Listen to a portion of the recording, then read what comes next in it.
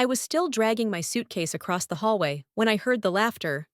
A woman's laughter, sharp, echoing, inside my loft. My stomach tightened, and before I could process it, a security guard stepped in front of me and placed his hand on my shoulder. "Ma'am, you can't go in there." I blinked. "What do you mean I can't go in there? This is my home." He didn't move, just looked at me with a kind of pity that made my skin crawl. "Mr. Mensah said you're no longer authorized." For a moment, I stopped breathing. I stared at the door, at the place I had left just 2 weeks earlier to care for Aunt Mariah in Birmingham. 2 weeks. That's all it took for my life to fall apart. I pushed forward anyway. My keys didn't fit. The lock had been changed. And then the door swung open from the inside. A woman, tall, caramel-skinned, hair bone straight and swinging, stood in my doorway wearing my silk robe. My limited edition one. The one Jabari bought me on our anniversary trip to Miami. She held a wine glass in one hand, her smile lazy and cruel. Behind her stood Jabari, my husband. He leaned against the counter, holding my favorite mug, drinking from it like nothing was wrong. "Ah," he said, sipping. "You're back earlier than I expected." I couldn't speak. I couldn't even blink. I just stood there, suitcase handle shaking in my grip. "Jabari," I whispered. "What's happening?" He walked toward me with the same calmness he used when delivering bad news to employees. "Amina, I think it's best if we don't drag this out." He reached into a folder on the kitchen island and handed me a stack of papers. "These are the divorce documents." My vision blurred. "Divorce?" The woman behind him chuckled softly and sipped more wine. "She looks confused," she said. Jabari didn't stop her, didn't even flinch. I wanted to scream, to fight, to tear the robe off her body, but my voice came out small. "Why? When did this—" He cut me off. "Everything is already settled. The loft, the cars, the business assets, they're all in my name. You don't have to worry about anything." He paused, smirking. "Honestly, leaving will be easier than you think." Then he stepped aside so 2 more security guards could move toward me. "Escort her out," he ordered. My knees buckled. "Jabari, please." He didn't look at me, not once. Soraya wrapped an arm around his waist, resting her head on his shoulder. "Baby, tell them not to scratch the floors when they take her things." I felt the last piece of my dignity snap. Before I knew it, I was outside in the cold, my duffel bag tossed beside me like trash. One of the guards placed the divorce papers on top of my suitcase and muttered, "Sorry," before walking away. The door to my life slammed shut behind me. I didn't know where to go. I didn't know who to call. My aunt was sick, and I didn't want to burden her. My friends were all busy with their own lives, and my phone battery was at 3%. I walked until the city lights blurred, until my fingers went numb, until I found an empty bus stop and sat down, finally letting the tears fall. Everything I had built with Jabari, gone. Everything my father told me to hold on to, shattered. And then, while digging through my bag for tissues, my fingers brushed against a thin piece of plastic. A maroon debit card. Faded. Old. My father's name embossed on the corner. Unity Heritage Bank. I almost laughed. That account had been dormant since I was 19. Dad once told me to keep it for emergencies, but I had forgotten about it. And what could it have anyway? $10? $20? But I had nothing, not even enough for a motel. So I decided to go. Unity Heritage Bank was just a few blocks away. I walked there under the streetlights, feeling like a ghost moving through my own life. When I stepped inside, the place was quiet. A young associate at the counter lifted his head and smiled politely. "Good evening. How can I help you?" I placed the card on the desk. I'd like to check the balance." He slid it through the machine. Then his eyebrows shot up. "That's strange," he said. "This card isn't linked to a personal account." My heart sank. "Oh, maybe it's expired. It's old, He shook his head. "No, ma'am, it's active. but it's connected to a corporate profile. I need to call the branch manager. My pulse quickened as he disappeared into the back. After a tense moment, a man in a tailored suit walked out, sharp, stern-faced, carrying a leather binder under his arm. "I'm Hamid Karim," he said. "Let me see that card, please." He examined it closely, then typed something into the computer. A long silence. Then he looked up at me with a completely different expression. Shock. Respect. Something close to awe. "Ms. Diallo," he said, "are you aware that this card is tied to Diallo Agricultural Estates Incorporated?" I blinked. "Diallo what?" He stood straighter. "Your father created a corporation. A rather large one. There are land deeds, warehouse licenses, operational accounts, all under this card." I stared at him, confused, shaking my head. My father was a cocoa merchant. He barely had time to manage his own shop. How would he build a corporation? He opened the leather binder and turned it toward me. Inside were documents with my father's signature, papers dated years back, corporate seals, land titles. "Your father prepared all of this for you," Mr. Karim said quietly. "The corporation was structured to activate only if your personal balance reached zero. It seems tonight was the trigger." I pressed my hand to my chest. My father, the man who raised me alone, who worked in the sun for hours, who told me stories about the future like they were gifts he couldn't afford to wrap. Nathan, the young associate, returned carrying a small safety deposit box. "This was left for Miss Diallo," he said. My hands trembled as I opened it. The first thing I saw was a handwritten letter.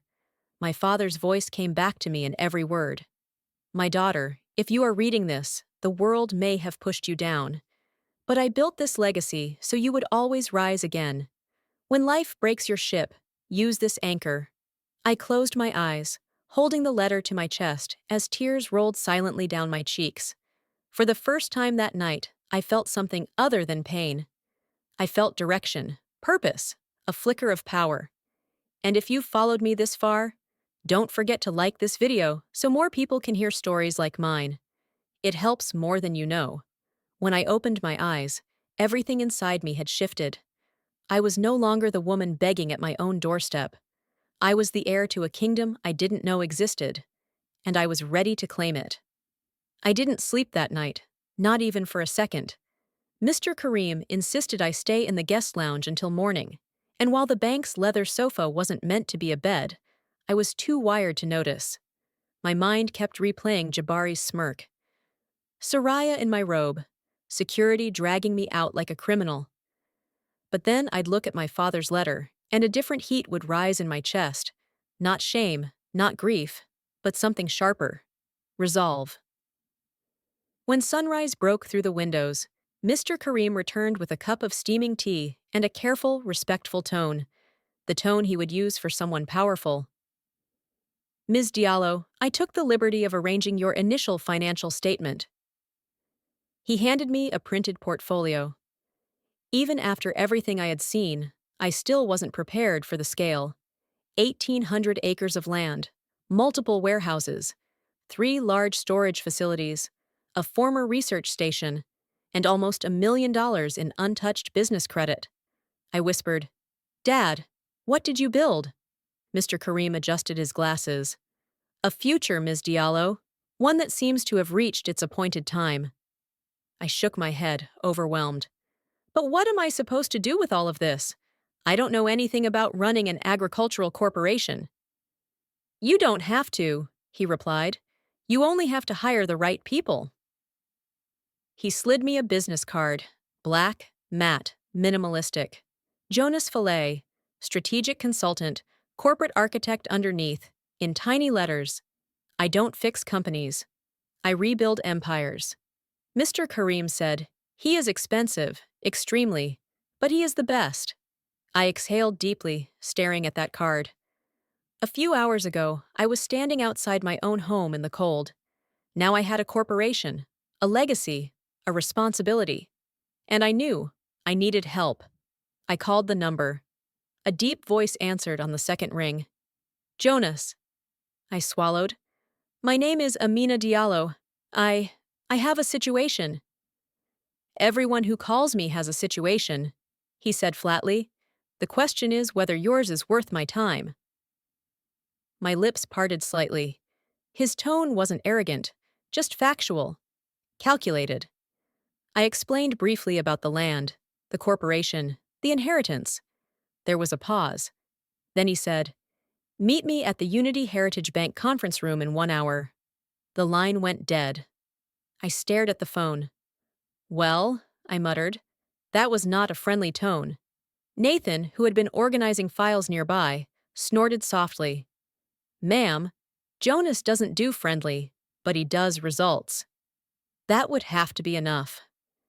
Exactly 1 hour later, a tall man in charcoal gray stepped through the glass doors. Clean-shaven, tailored suit, sharp eyes that scanned the room like they were mapping exits and weaknesses. "Amina?" he said. I stood up. "Yes, thank you for coming." He didn't shake my hand, didn't smile, just sat.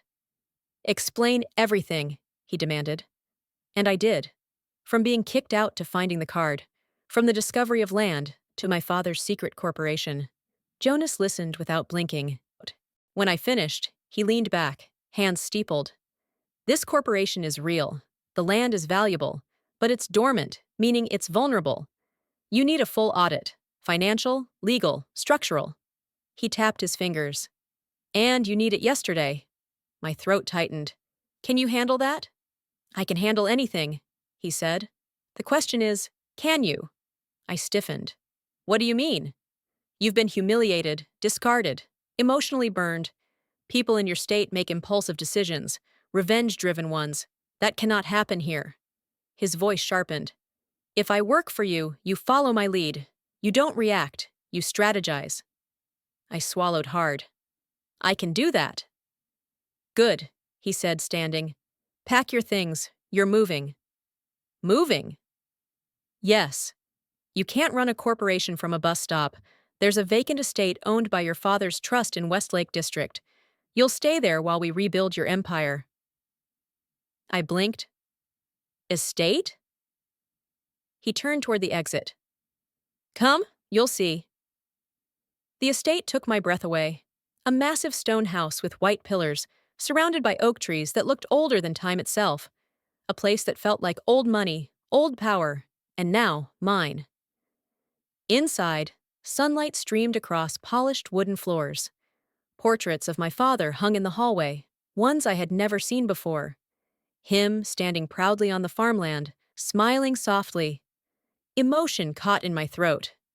Jonas studied me. "This is your headquarters now. You'll need security, staff, accountants, field supervisors, and strength."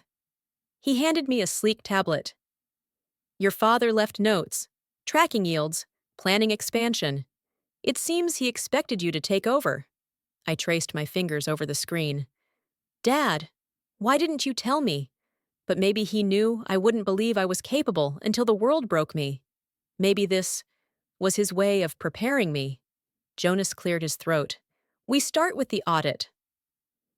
That's when everything shifted. For the next week, Jonas and his team tore through every document, every deed, every account.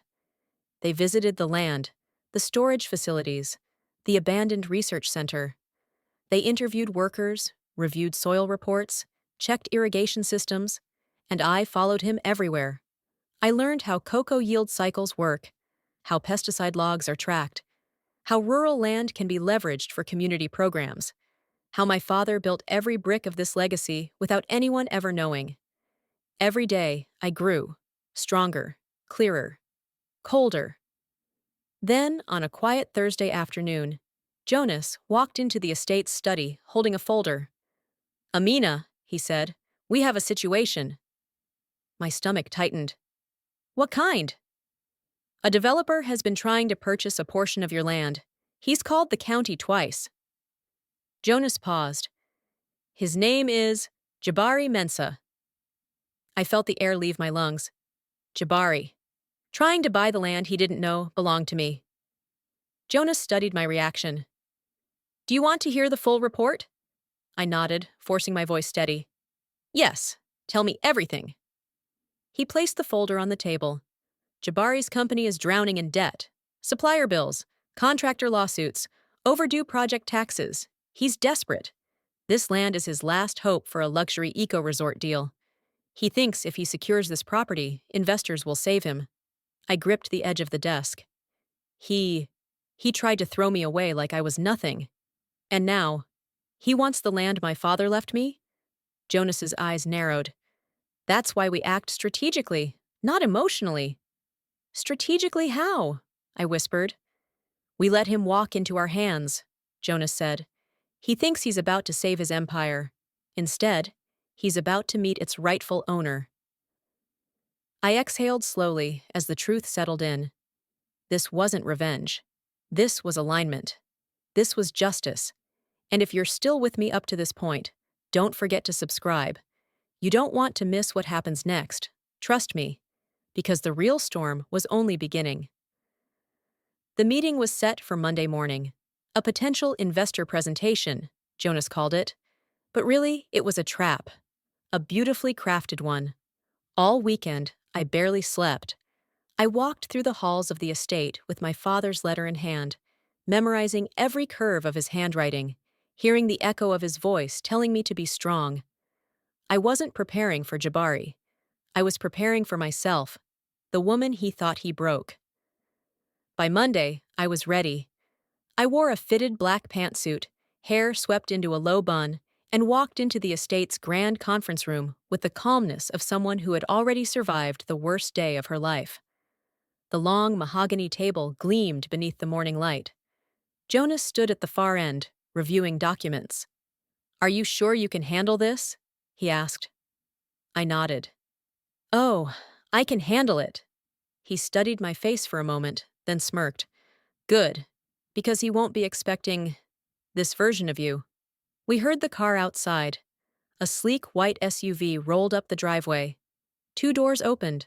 Jabari stepped out first, wearing his usual overpriced suit, followed by Soraya, in a bright red dress entirely too flashy for a business meeting. I inhaled slowly. "Showtime!" The door swung open, and the second he saw me, Jabari froze. Amina!" he stuttered. What are you doing here?" I sat at the head of the table. "Hello, Jabari, please have a seat." Soraya laughed under her breath. "This is weird. Why is she here?" Jonas stepped forward. "You're late. Sit." Jabari obeyed, swallowing hard. But I didn't miss it. The flicker of fear in his eyes. He felt it too. Something had changed. He took a seat across from me, trying to pretend he still held the power. "This looks different from your usual vibe. New clothes, new hair, new place. Whose house is this?" "Mine," I said simply. Confusion flickered across his face before he shoved it away. "Fine," he said, forcing a businesslike tone. "Let's get to the presentation. I have a development proposal that—" "You don't have a proposal," Jonas interrupted. "You have debts." Jabari stiffened. "Excuse me?" I leaned forward. "Jonas has been auditing your company for the past 72 hours. "Our what? Why would—" "You came here seeking investment," Jonas said flatly. "So we reviewed what we'd be investing in." He slid a file across the table. Jabari didn't touch it. Jonas continued. "You owe 12 small suppliers in North and South Carolina. You haven't paid them in months." Soraya's face paled. "Is that true?" Jabari glared at her. "It's not that simple. The account's receivable." Jonas cut him off again. "You're also behind on project taxes, licensing fees, and environmental compliance reports. The only asset you have is the potential land for your eco-resort." "Potential?" Jabari asked, voice cracking. "It's already approved for purchase."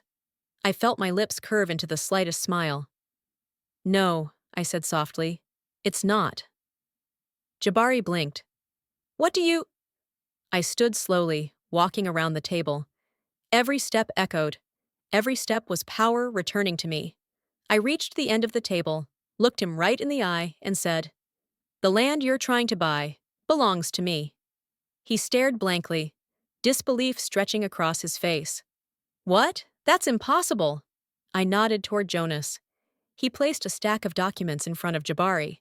Land deeds, transfer papers, corporate filings, Diallo Agricultural Estates, my name as CEO, my signature beside my father's. Jabari's mouth opened and closed, like he forgot how breathing worked. You're lying, he said, voice cracking. Amina, stop. Just stop. You don't know anything about business. You're not. I leaned in. Not what? Not smart enough? Not capable? Not what you expected me to be? He swallowed hard. Then I delivered the final blow. You don't owe the suppliers anymore, I said. We do. His eyebrows knit in confusion. You paid them? No, Jonas snapped. We bought their debt. Jabari's face drained of color. He looked between us. Bought? My debts? His voice pitched higher. Why would you do that? So you owe us, I said. I took my seat again, crossing my legs slowly. You owe Diallo Estates $450,000, Jonas added. Due immediately. Soraya's eyes widened. Wait, like today? Jabari shook his head violently. No, this is insane. This is… Amina, you can't do this to me. I already did. He slammed his hand on the table. I made you. I gave you everything you have. That was the moment my last bit of pity died. No, I said softly. My father made me. You just didn't know who you married. Jonas leaned forward. You have 24 hours to pay. If you don't, we seize assets.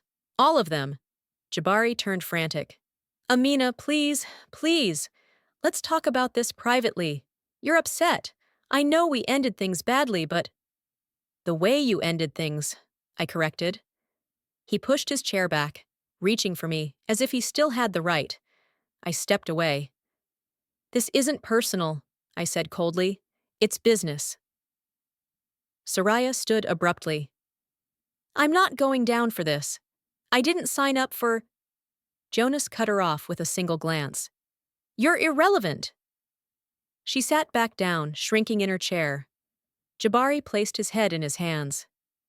Amina, how could you do this to me? How?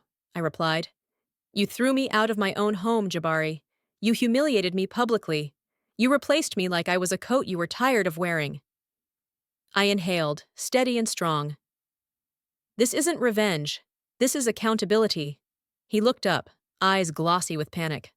I'll pay. I'll figure it out. You won't, I said, but you can try. I slid a final envelope toward him. He opened it. A foreclosure notice. His face collapsed. Soraya whispered, Wait, does that mean… Yes, Jonas answered. If he fails to pay by tomorrow, the penthouse becomes property of Diallo Estates. Soraya shrieked, What? That's where I live. Then move, Jonas said. I held Jabari's gaze, letting the silence settle like dust after an explosion. Then I whispered, We're done here. He broke, right there in front of me. The same man who threw my heart away like garbage now begged for scraps of mercy. But my mercy wasn't his to take anymore. And if you've been gripped by this part of the story, tap the like button. It keeps you here for the next twist. And trust me, the next twist is darker than anything you've heard so far. Because Jabari had 24 hours, and he was about to fail every single one of them. Jabari left the estate that morning, a broken man, stumbling down the steps, like his knees couldn't carry the weight of the truth he had just heard. Soraya didn't even wait for him. She rushed ahead, heels clacking, fury radiating off her like smoke. Jonas watched them go, arms folded. He won't get the money, he said with certainty. I stared out the tall window as the SUV sped away. I know. Then you also know what tomorrow means. I nodded. It means everything comes full circle. He paused, studying me with those sharp, analytical eyes. How do you feel? I exhaled slowly, like I'm finally awake. The next 24 hours unfolded like a slow-motion avalanche. Word spread quickly. Jabari begged banks, called old business partners, even reached out to people he once abandoned. Everyone said no. Jonas had already prepared a file detailing Jabari's financial decay, and the moment lenders saw it, they distanced themselves like he was contagious. I wasn't surprised. By evening, the news got worse for him. A contractor released photos of unsafe materials used in one of Jabari's developments. A former employee leaked texts showing he withheld wages. It was only a matter of time. At 11:09 a.m. the next day, 51 minutes before the deadline, Jabari appeared outside the estate again. No suit this time, no arrogance, just a man whose world had collapsed. He knocked weakly.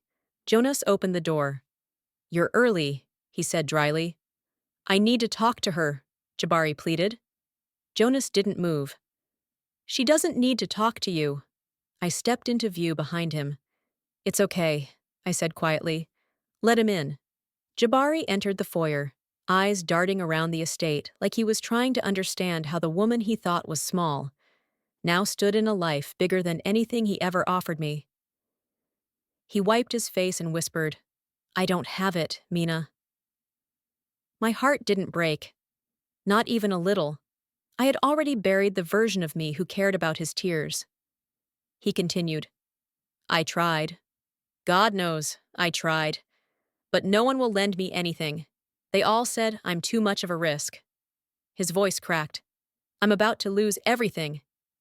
"You already did," I said softly. He reached for my hands. I stepped back. "Amina, please, please. I messed up.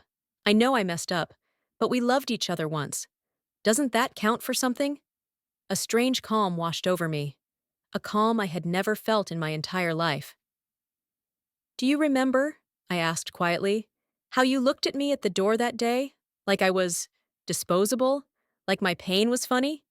He closed his eyes. "I wasn't thinking straight." "You were thinking clearly enough to hand me divorce papers." Tears spilled down his cheeks. "I was stupid. I was selfish. I was—" "You were cruel," I finished. He nodded slowly, defeated. I stepped closer, forcing him to meet my eyes. "You took everything from me, Jabari. You thought you destroyed me. But you didn't know who I was. You didn't know where I came from. And you had no idea what my father built." "Amina, I'm sorry." "I'm not here for your apology," I whispered. "I'm here for accountability, that's all." He opened his mouth to speak again, but Jonas stepped forward, holding a clipboard. "Time's up," Jonas said without emotion. "Payment was due at noon." "It's noon!" Jabari broke. "Right there, in the center of the estate foyer." "No," he whispered. "No, no, no, please. Please. Amina, don't do this. Don't let them take my home." I felt nothing. Not anger, not sadness, just closure. "You took my home first," I said quietly. And with that, Jonas signed the final document. Diallo Estates now legally owned. His penthouse, his construction equipment, his development rights, his luxury vehicles, everything.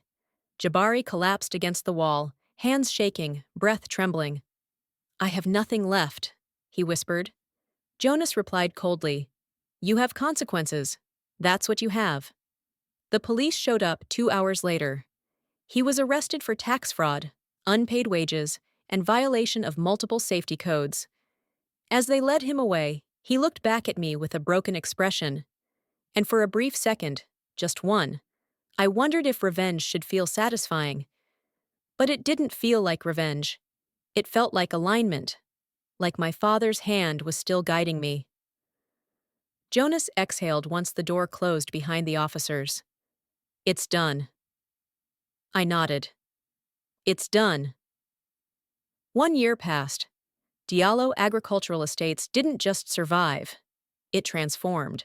We rebuilt the warehouses, cleared old fields, upgraded irrigation, partnered with agricultural researchers to restore cocoa yields.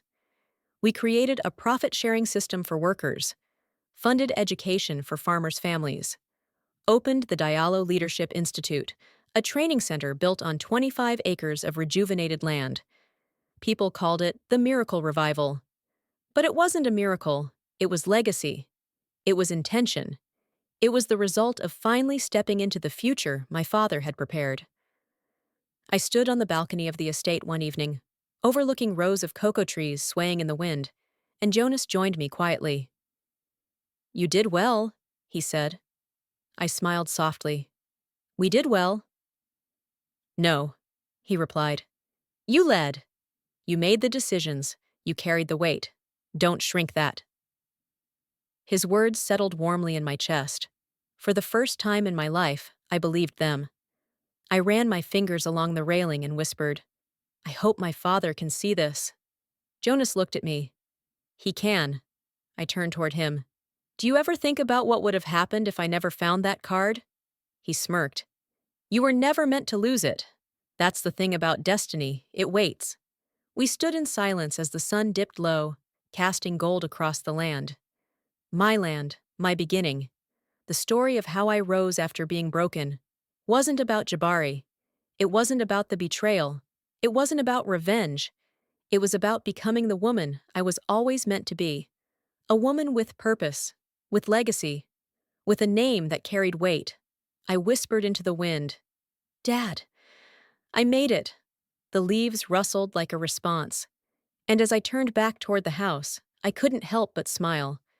My story wasn't about a fall, it was about a rise no one saw coming. If this story inspired you, if it pulled you in, if it made you feel anything at all, don't forget to subscribe, like, and leave a comment. Your engagement helps more people hear stories like mine. And trust me, there are more stories to tell.